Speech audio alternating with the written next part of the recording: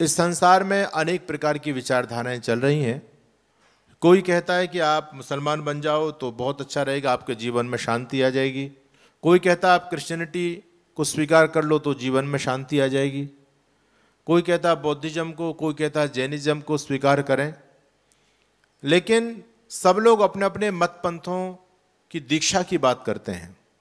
कोई कहता है तुम मुसलमान बन जाओ, कोई कहता है तुम जैन बनो, कोई कहता है बौद्ध बनो, कोई कहता है क्रिश्चियन बनो। लेकिन वेद कहता है तुम जो हो सो बन जाओ। मनुर्भव जन्या देव्यम जन्म। हे मनुष्य तू मनुष्य बन, और जब मनुष्य मनुष्य बन जाएगा तो धरती की हर समस्या का समाधान हो सकता है। इन मतपंथों में जब से हम उलझे हैं तब से मानवता का दम घुट रहा है। और आज जितना विवाद धर्मों को लेकर के है, जितना विवाद विचारधारा को लेकर के है, उतना विवाद तो देशों की सीमा को लेकर के भी नहीं है। व्यक्ति आज एक दूसरे के रक्त का प्यासा बना हुआ है इस विचारधारा को लेकर के। हर व्यक्ति अपनी विचारधारा का प्रचार कर रहा है, पूरा प्रयास करता है, और उस विचारधारा के प्रचार प्रसार के लिए लोग अपने जीवन को, अपने धन को, अपने समय को, सब कुछ न्यौछावर कर देते हैं।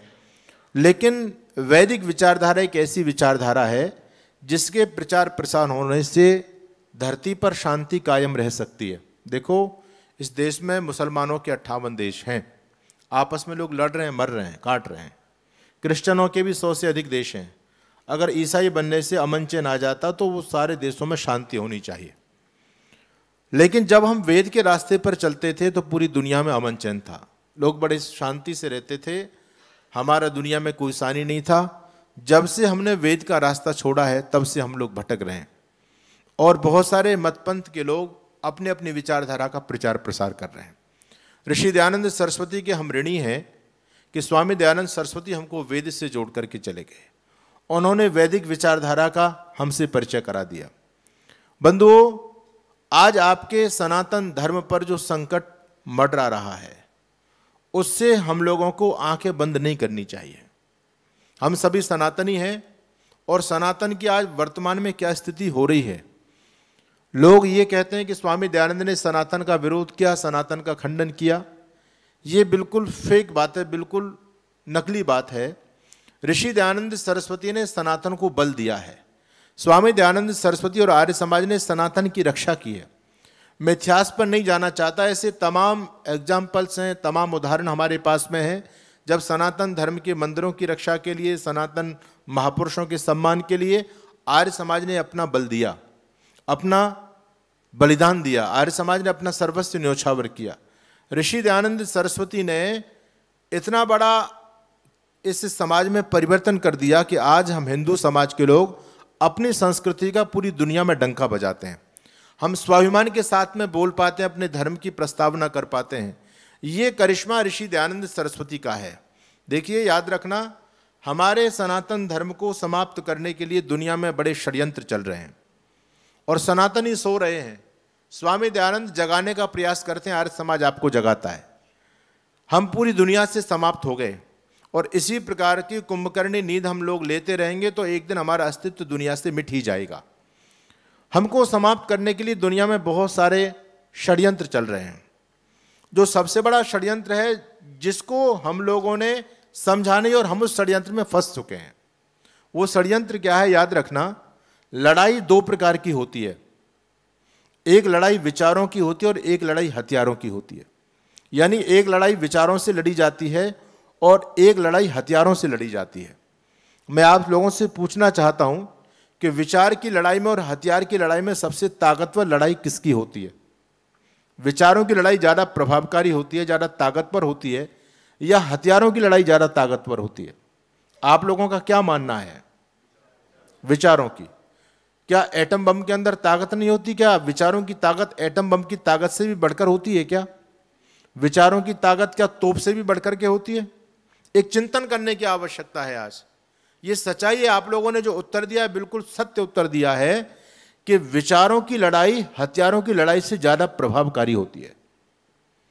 जब व्यक्ति के अंदर विचारों की अग्नि प्रज्वलित हो जाती है तो वो व्यक्ति कभी हथियारों से भयभीत नहीं होता।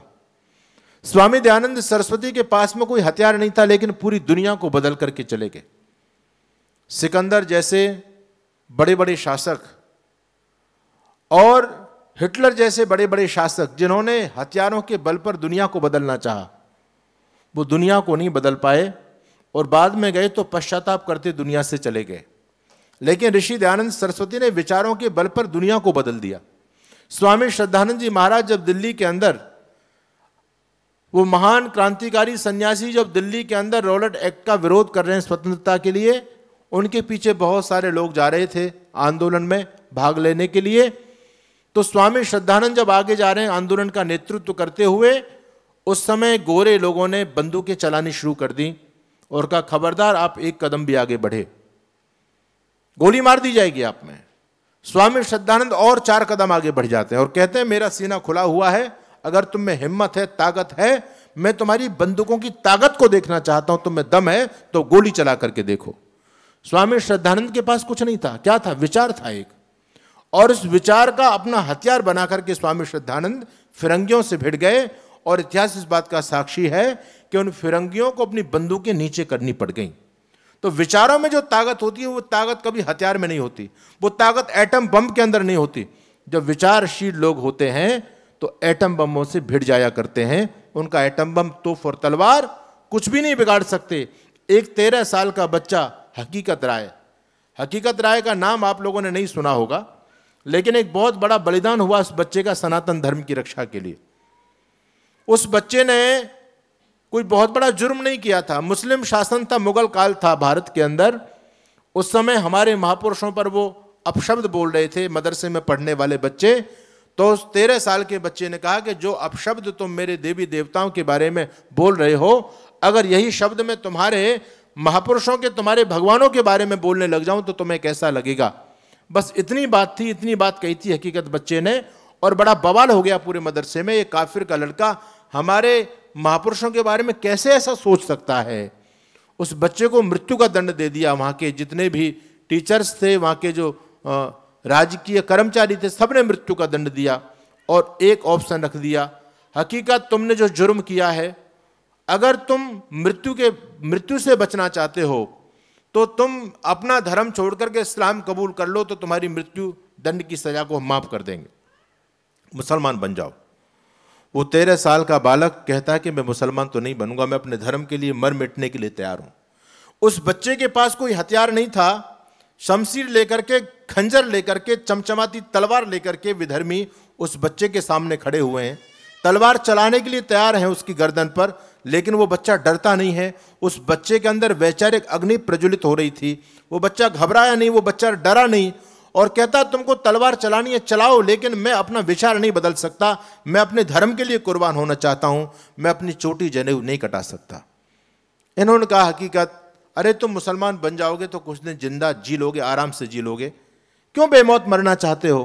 वो 13 साल का बालक कहता, मौलवी एक बात बताओ, क्या मैं मुसलमान बनने के बाद कभी मरूंगा नहीं? उसने कहा मरना तो सबको है। बोले फिर मुसलमान बनने का फायदा क्या है? जब मुसलमान बनकर के भी मुझे मरना पड़ गया तो फिर मुसलमान बनने का फायदा क्या हुआ? मैं अपने धर्म के लिए क्यों नहीं मर जाऊं? मैं ये कालिक अपने चेहरे पर क्यों पुतवाऊं कि हकीकत मृत्यु के दंड से अपना धर्म परिवर्तन करके मुसलमान बन गया। मैं आप लोगों के बीच में निवेदन करना चाह रहा हूं कि वैचारिक वो ताकत होती है कि 13 साल का बालक हकीकत डरा नहीं तलवारों से और वो धर्म के लिए बलिदान हो गया, तलवार उसको भयभीत नहीं कर पाई। याद रखना, विचारों की ताकत हथियार की ताकत से ज्यादा बलवान होती है।